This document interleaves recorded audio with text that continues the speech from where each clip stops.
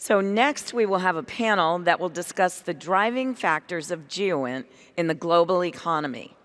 The panelists will focus on how GEOINT already plays a vital role in the global economy and will play an even more important role in the future. The more than 350 symposium attendees from 30 countries around the world show its growing importance for their economies as well as their national security. So let me introduce our panel.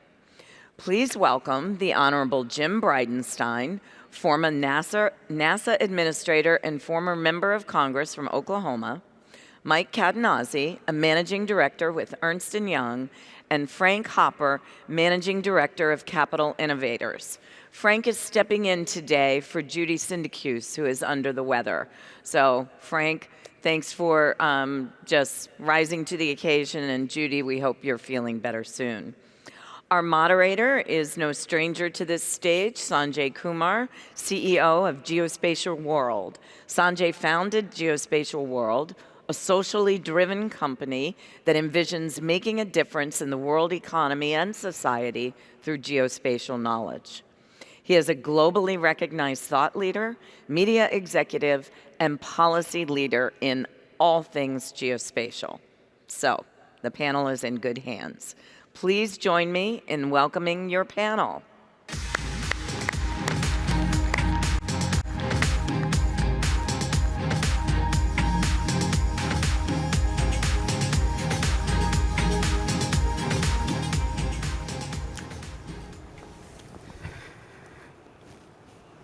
Good morning and welcome back. Thank you, Tish, for a kind introduction and setting up this great panel to talk about global economy and role of geointelligence. Well, before we get into the conversation, let me congratulate USGIF team for 20th anniversary. Let's give them a big round of applause.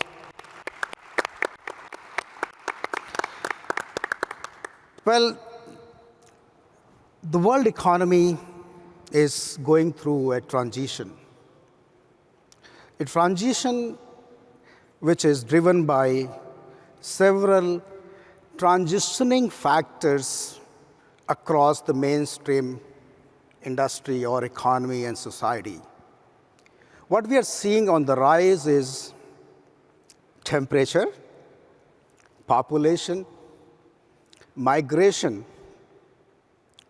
and we also see on the rise a root cause, which is consumption. And consumption is increasing a lot and driving a lot of other kind of challenges of sustainability. And this rise is leading to, on the one side, creating more challenging scenarios for our world, and which are all economic in nature, be it climate change, increasing disasters, and then above all, what we all experience today is inflation. So make a distinction or relationship between consumption driving inflation. But why this is more challenging at this given point of time is the fact that we are also facing depletion of natural resources. We are facing challenges of water scarcity, forestry, and agro fields. And all that also, if you see in the last 3 years, is a loss of economic wealth. Huge loss of economic wealth, which we as community, as society, and humanity has faced due to COVID and various other challenges which are around us. But moving forward, what's the solution? Is resilience. Resilience, be it climate resilience, be it financial resilience, be it cultural resilience, or be it security resilience, which all we believe in, and that's why we are all here for. But what's the role of our profession in this whole resilience and the global economy is the fact that geospatial is at the foundation of the digital ecosystem. And digital ecosystem is driving the digital economy. So what geospatial does as technology, as actionable intelligence, is the whole value chain of diagnostic to prescription through the hindsight, insight, and farsight. And these are the kind of actionable intelligence which we as community bring in. And geospatial technology is at that source of driving this change. This theme, Maps to Metaverse, is a kind of acknowledgement and recognition of growing role of geospatial information in the overall digital infrastructure and digital economy. We have a great panel to discuss about the trends of global economy. But despite all these challenges, what is proud for our industry, and I want to say that we are very, very under-marketed and underestimated industry. As per our estimations, we have about $500 billion geospatial industry globally. That includes a lot of GNSS capability, Earth observation capabilities, but huge amount of downstream capabilities. So almost 80% of the business is into the downstream applications of this technology. We've done a bit of analysis of market cap of our companies. So there are a lot of publicly listed companies, thousands of them. And when we started looking at market cap, it's almost $1.7 trillion market cap of geospatial companies which are in public domain, and then equally which are into private domain.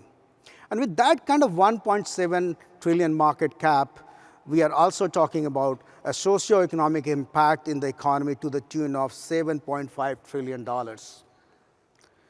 You'll see that most of this work which we do, as we read articles in Forbes and Bloomberg, GPS, like the world economy runs on GPS. These are the kind of titles we see, because without GNSS capability, timing capability, we don't have anything to actually rely on in terms of logistics, supply chain. We see that application everywhere. But despite all this, we are still challenged by several constraints. So let's discuss with our panelists. I'm going to start with Jim. And Jim has the kind of distinction of being administrator of NASA as well as congressman. He understands public policy to the core. So Jim, what do you think about the role of space infrastructure in the world economy and society?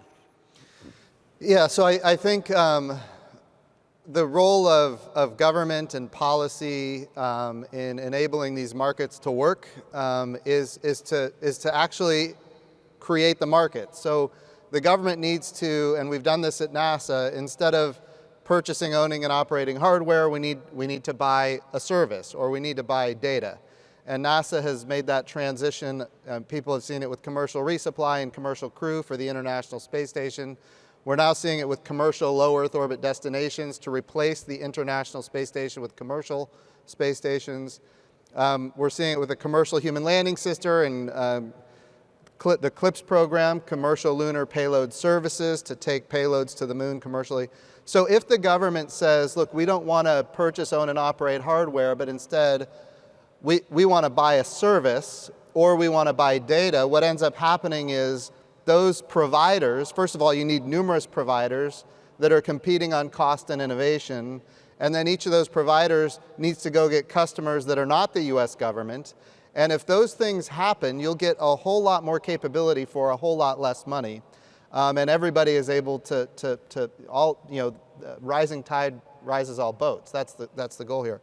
But I would also say, I might disagree with your assessment at the beginning about geospatial technology being used to manage scarcity. At NASA, or try to manage consumption. I think it's just the opposite. We need to use geospatial technology, like what we've done at NASA. We can measure evapotranspiration numbers so that a farmer in a field can go out to his field and say, based on this soil type and this amount of moisture and this amount of evapotranspiration, this is how much irrigation I need. And because of investment from NASA to prove technology, farmers can now do that down to 1/4 of an acre, yep. which is a stunning achievement. And because we've done that, we have proven that we can reduce water usage by as much as 25% and at the same time increase crop yields. And we're doing that with assets from space, primarily Landsat and Aqua and Terra, the polar orbiting satellites that NASA has for Earth observation through an instrument called MODIS.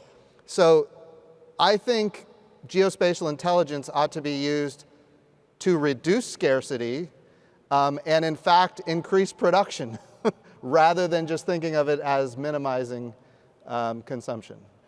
Oh, that's great. What a classic example of science to society. Yes. You took the whole value chain from science to society. Moving forward, Mike, what do you think about, do you want to add something on this, in the role of space policy and the economy? Sure, I think it's very clear that the GEOINT community is incredibly important to a variety of business formulations and business models that are evolving. One of the things we're seeing, obviously, the economy is in a time of change. Businesses are being pressured.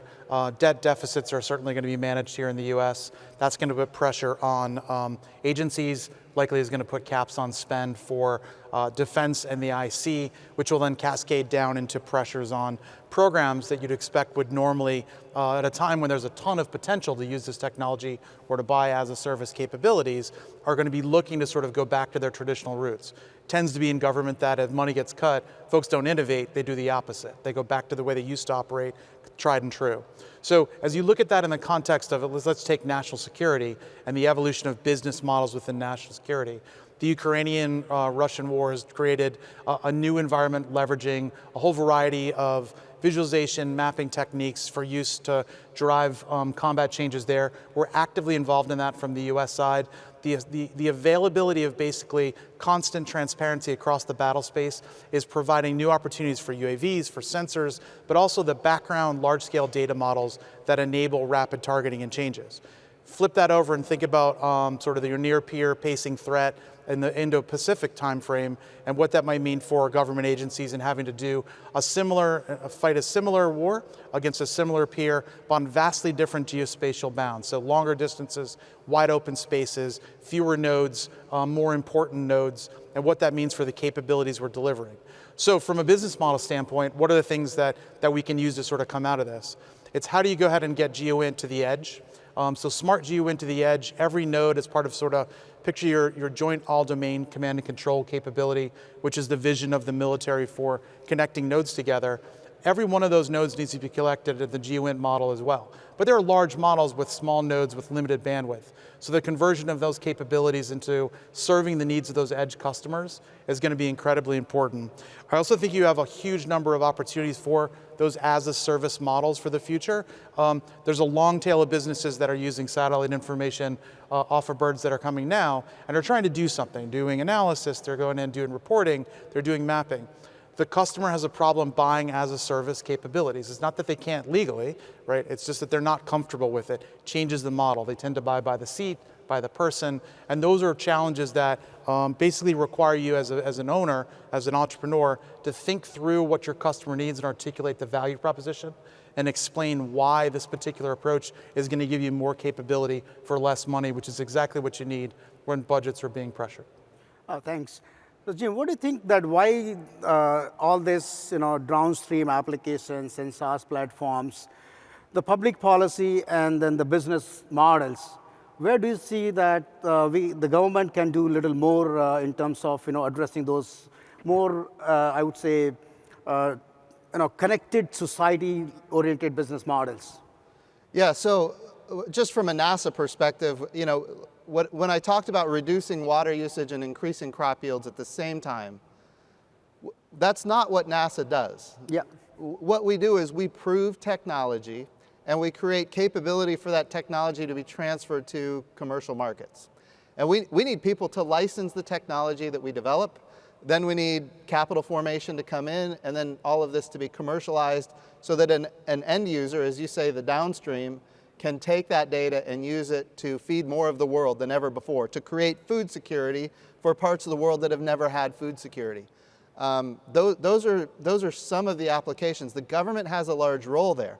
I will tell you that the government, in many cases, stymies that from happening rather than enabling it to happen, which is a huge problem. And I can give you an example. We talked about it the other day on the weather side of things. Yeah. So when we think about weather, we need as much data as possible in order to predict severe thunderstorms and other things. When I was chairman of the Environment Committee in the House of Representatives, the Tsunami NPP satellite, which provides a lot of our weather data, was at the end of its life. The replacement, JPSS-1, was way delayed. And so we were trying to figure out if there's a gap here, how do we mitigate that? Because we were being told in hearings that we were going to lose the ability to predict 25% of the severe storms in my home state of Oklahoma, which is unacceptable if there is a gap. So how do we mitigate that gap? Well, we wanted to quickly purchase commercial GPS radio occultation data and then take that data and put it into the numerical weather models for weather prediction. We got a lot of resistance because the idea of buying commercial data is not how things had been done before in that market domain. But if we wanted to go quickly, we needed to be able to buy today, and there were companies that were already, building and launching satellites that could provide that for NOAA and for the weather domain. The other challenge we ran into was World Meteorological Organization 40. WMO 40 is a convention that says basically any weather data that the US government creates has to be provided to the entire world for free. Well, who's going to sell their data to the US government if the government has to give it away to the world for free? Yep. And we were being told on the committee at the time, we were being told that this is a global public good because it's necessary for life and property. To which my response was, well, if your policies are preventing the good from being created to begin with, it is neither global nor public. It doesn't exist. So we need to update the policies to take advantage of all these commercial capabilities that can actually save lives and property, which is important to me for my constituents back at home. So the government the government is always the last to respond, and it's always the private sector that comes in with capital early on that makes the government shift. And we've seen that over and over again, but quite frankly, that needs to start changing. The government needs to recognize that there are markets out there that are ready to be served if only the government will get out of the way. So you mean like policies have to be more enabling and facilitating the commercialization, and commercial companies have to own up those responsibilities of social good as well, though in a business model way? Yes, absolutely. Thank you. Frank, thank you very much for joining us today. And looking at that enabling policy environment, you are from St. Louis and you represent an investment company. What do you think about the role of investment in a community or investors in developing the geointelligence capabilities across the world? Yeah, that's a great question. So I think that specifically here and within this industry and more broadly, absolutely, investment is what fuels innovation, and innovation is what is going to continue to propel the industry forward, right? It increases competitiveness across the board. That's kind of the lifeblood of the industry. That's what's going to keep carrying everyone into the future. So investment at the earliest stages, and then along the as they kind of grow up, is what that's going to require. Now, of course, right now, no one is surprised by capital being more conservative than it has been across the spectrum as well. The kind of good news in that is it is in these tightenings where we see, at least in the commercial sector, as in contrast to what Mike said about the government sector, this is where we see innovation happen the most. This is whenever 2008, we saw Uber, and I think it was Airbnb, along with more unicorns than we've seen in a long time. So this is the time whenever great companies get created. And so the more that we can continue to feed the industry now, the greater we're going to be kind of going forward. Oh, thanks. So let's talk about the global economy component. So Mike, what do you think is going on in the world economy right now? Where are we in terms of global economy? So clearly right now there's been a pullback sort of economically, globally. Trade's being fractured, instability is rising, we're in a period of geopolitical tensions. All that is not net good for growth for both East and West. There's changing capital flows, foreign currency investments are changing, so you're looking at the constant stream of reporting around what country is not using the dollar today and what the impact of that is. You could call a bunch of economists and have a whole conference about that. The reality is that I think as it translates into business, what's happening is that credit is tightening, and that when we talk about investment, that we look at sort of the banking crisis in the US, which seems to have come in waves. When we look at that, particularly the middle market banking that services a lot of small companies, particularly in the Midwest, that serve a lot of smaller businesses that are serving both multi-industrial firms and the government. They're serving defense, they're serving civil, they're serving commercial customers as well. That there's a lot of pressure on them for their capital flows. And so those folks, as banks start to pressure, they're going to be looking for alternatives. So being aware of what the impact is in those businesses is going to be particularly important.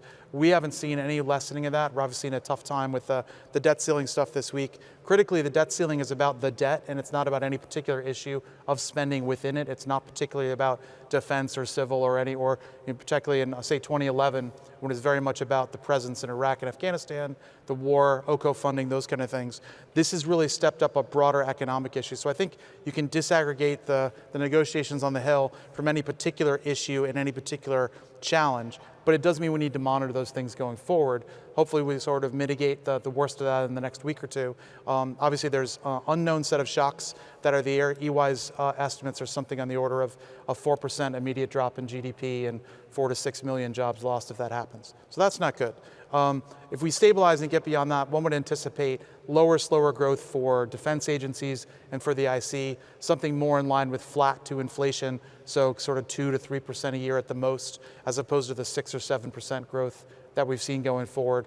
That obviously might be net good for inflation, which you talked about has been pressuring businesses and industry across the front. And so I think there's a lot of factors. It's one of those times when geopolitical risk, geopolitical uncertainty, a lot of times you can operate your business, whatever the size, without any worry about that. You have a lobbyist, they handle that information for you.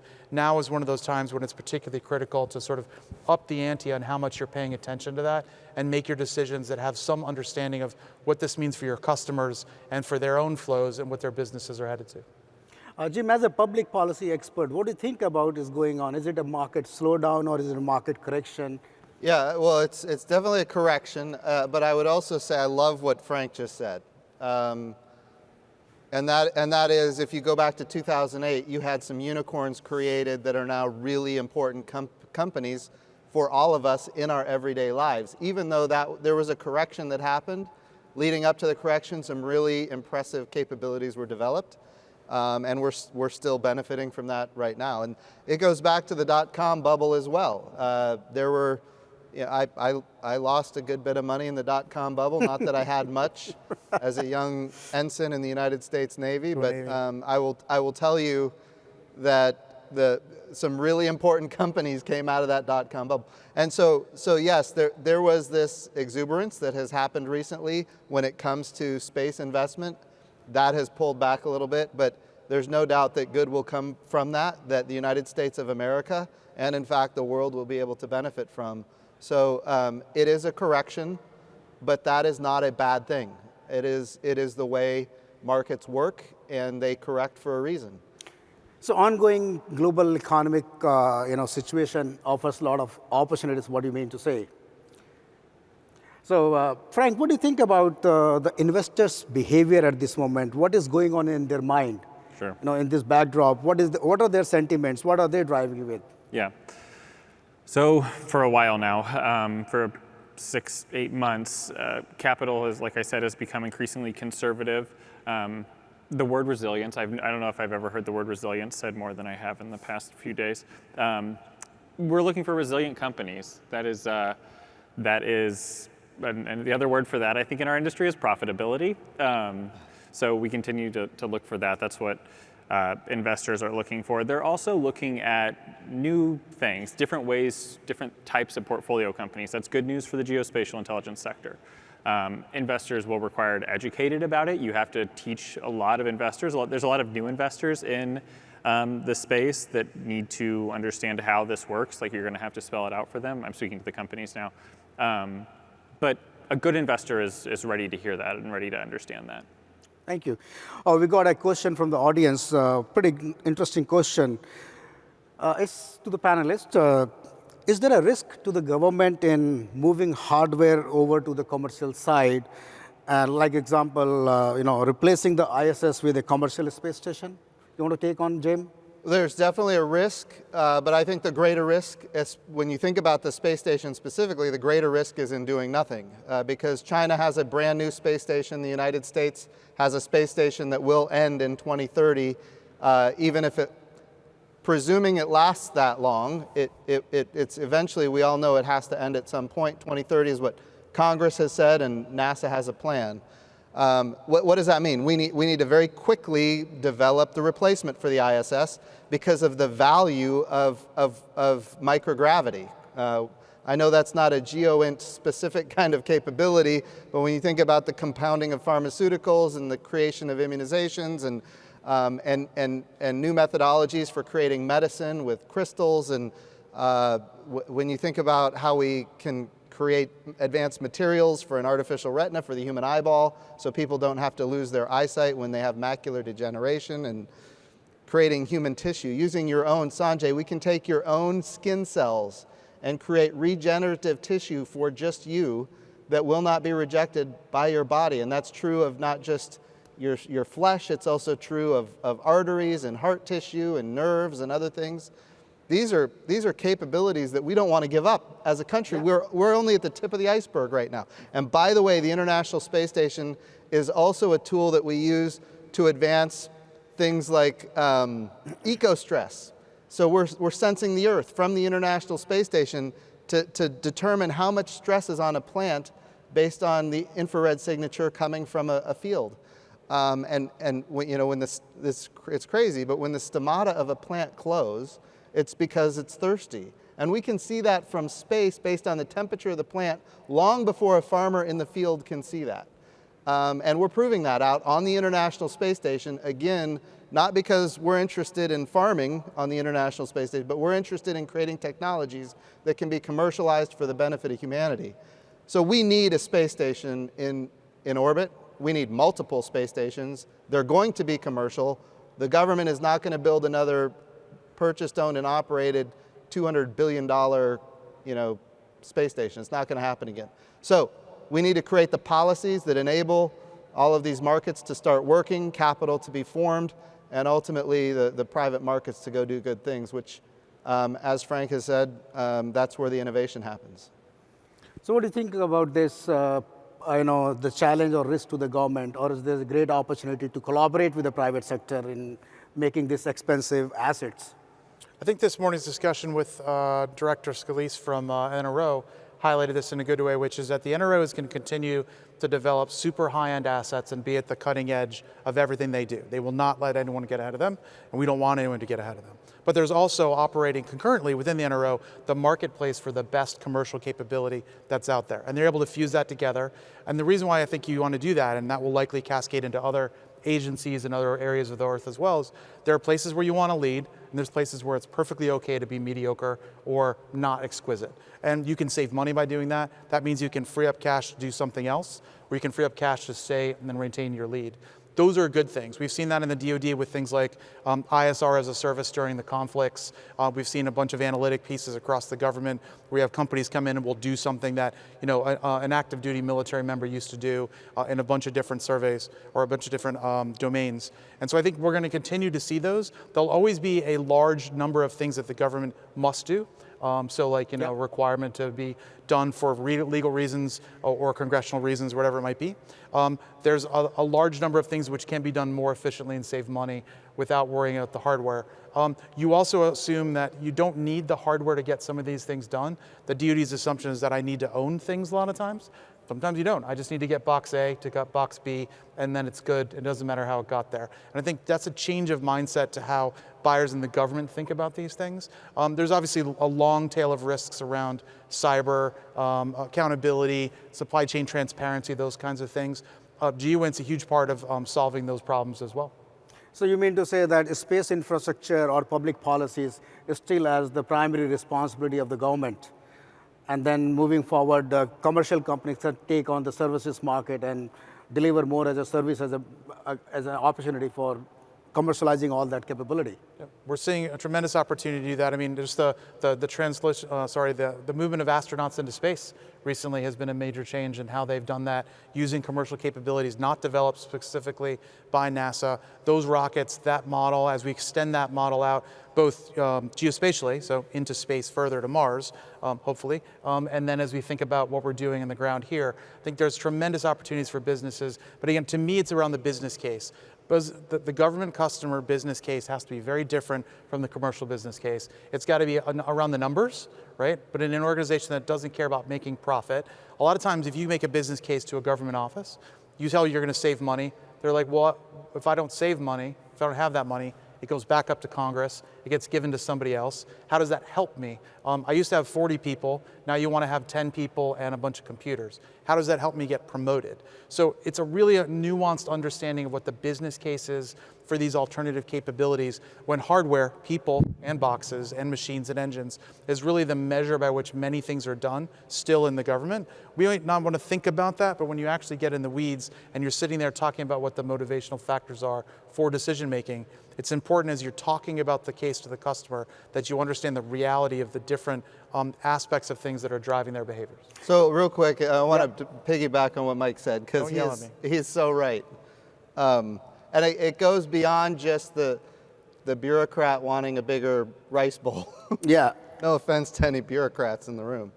But it goes beyond that. We're talking about members of Congress who have constituents with jobs in their districts. Yep. And they want to make sure those jobs don't go away. And when you start commercializing and democratizing these activities in a way that the government isn't purchasing, owning, and operating hardware, then all of a sudden those jobs go wherever it is most efficient, and not where, you know, some congressman is going to have, you know, a constituency that's happy and is going to re-elect, you know, that person. So there is a systemic challenge that we have to overcome.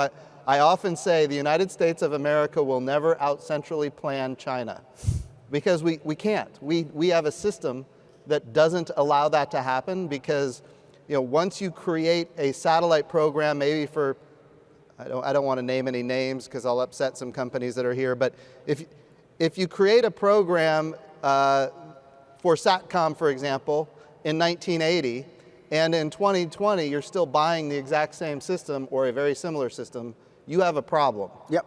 And if we're building new rockets that are based on technology from the 1980s, we have a problem. And that's what we do in this country, because, you know, the Senate likes to have jobs in their home states.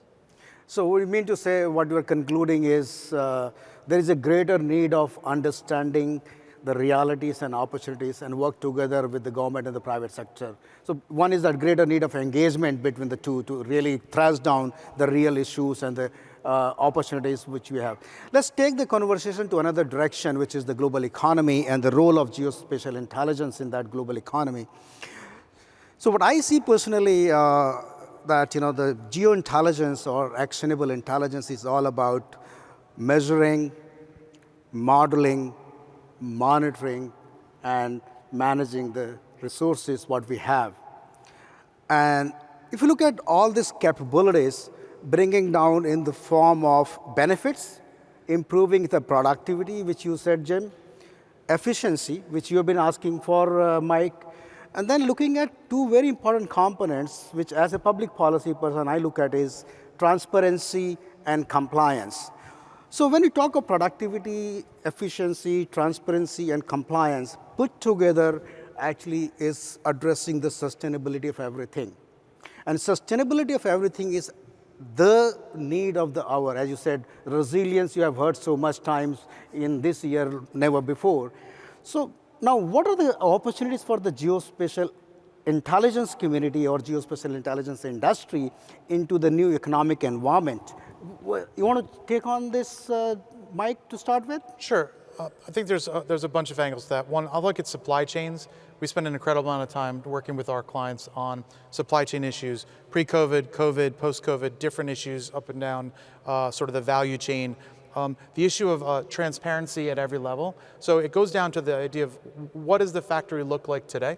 So my supplier has a quality problem. What is driving these quality problems? Start to extend out the circle and say, is it locally driven? Are there multiple problems in the same space? Are there multiple suppliers? So take like the Dayton, Ohio corridor that makes a ton of stuff for the Air Force around aircraft. There's a ton of incredible technology there. When there's a disruption in that environment, it affects not just one factory, but it affects everybody. And it could be everything from mumps and the flu to a tornado.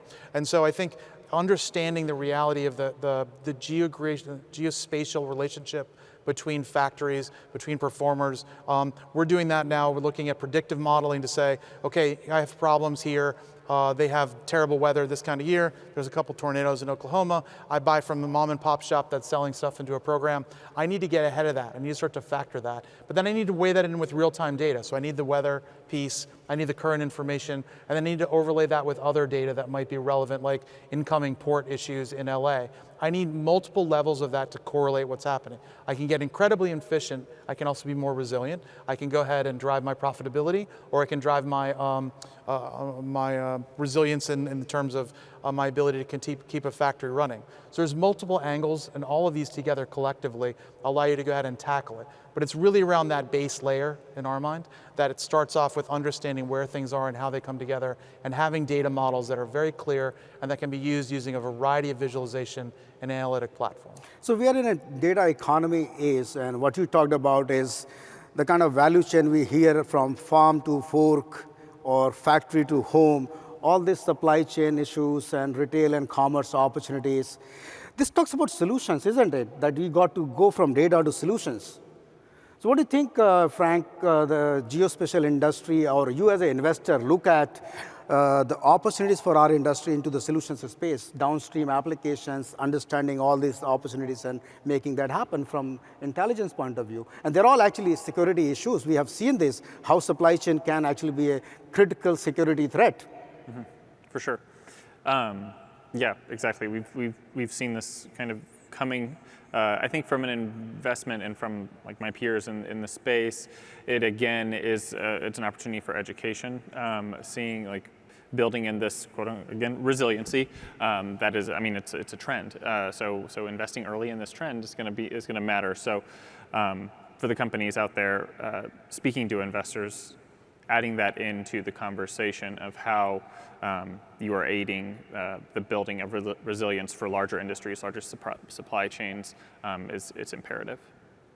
Real quick on the resiliency and sustainability aspect, when we think about GEOINT, which is still a pretty new industry in general, I think we need to look at the lessons of history.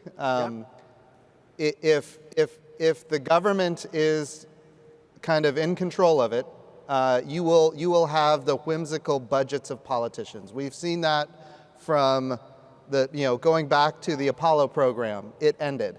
And then we had an 8-year gap before we had the space shuttle program. It ended. And then we had a long gap before we had Commercial Crew, which is now underway. But it's the same thing.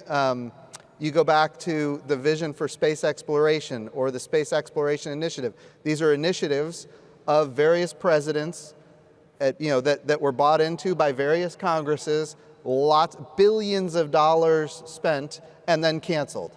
And that happens over and over and over again. So if you really want to talk about resilience, if you want to talk about sustainability, what you have to do is figure out how to remove the politicians from the problem. And you do that with commercial capitalization and the government buying data rather than owning and operating hardware. So I think the GEOINT community might learn those lessons and apply that. If you want resilience, sustainability, stability, these are the lessons of history that we need to adhere to. And the other thing is, this is important too. There was a day when the space shuttle, Challenger exploded. We had no access to space at all, zero. And there was a day, even when I was in Congress, the commercial market The United States had 0% of the commercial market for launch to low Earth orbit, 0. Yep. NASA, of course, made big investments into commercial resupply. And eventually that vehicle, the Falcon 9, started flying not just for NASA, but for a whole host of commercial purposes. And now I think the United States has something like 80% of the commercial market to low Earth orbit. So the key here is to create the right incentive structures to get innovation in the private sector, and then have the government come alongside and say, look, we're going to buy your capability as a service, or we're going to buy your data. And if we do that, you will have sustainability, resiliency, and stability.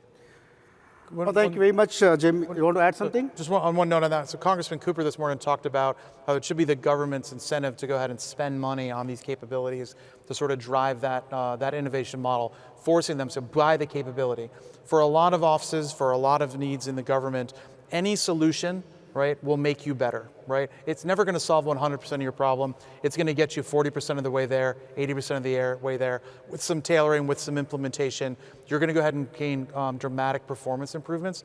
So instead of spending lots and lots of time on market surveys, look across the market, find a couple of reasonable products, and move out. You're more likely to get gain from that, and the ability to turn it off, because it is a service, and therefore that means you have the flexibility to walk away without the hardware and test whether or not it sort of meets your requirement and move on to the next one as well. Oh, thank you. We are left with 3 minutes and 30 seconds. So we got 2 questions, and I would like to have you respond to this. One is talking about if you are looking at private sector into the space infrastructure business, aren't we actually heading towards monopolization of the space by the commercial sector? And the second question is also what happens if the commercial sensors are all bought by adversary countries? So what kind of threat that is offering to us? So what are the threats of commercialization, and what we need actually in terms of public policy, which protects the interest of society and the nation as a whole?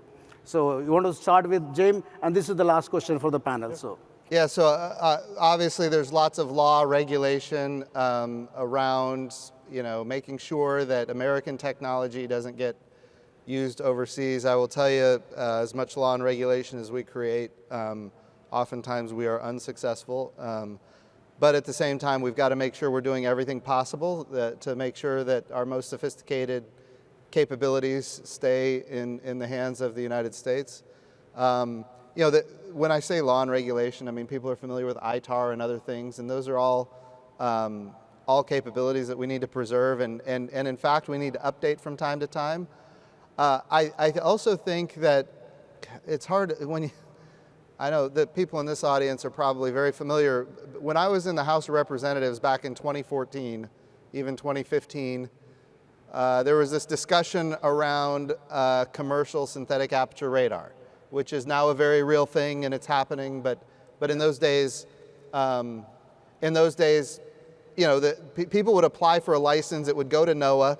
It would go into a black hole. Of course, it goes to the interagency, the intelligence community, come back. But companies would never get an answer, yes or no. Can I launch my SAR satellite into low Earth orbit? And sometimes they would get an answer no, but nobody would give them an explanation why. And then all of this technology starts getting developed overseas. That is also a risk. The fact that if we don't allow American innovators to innovate, the innovation will go overseas, which is every bit as dangerous as keeping it, as doing what's necessary to keep it. So basically, there's a need of a trust development and collaborative thinking, keeping in mind what is larger good, what is commercial good, and work as a partners. That's, I think, the solution moving forward. Very quick, 30 seconds from you, and then Frank.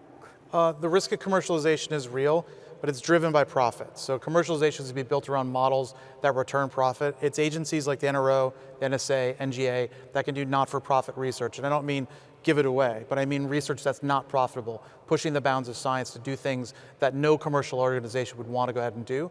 We need to continue to do that and make sure that we're at the head of a variety of technology areas to maintain our leadership. Frank, last word.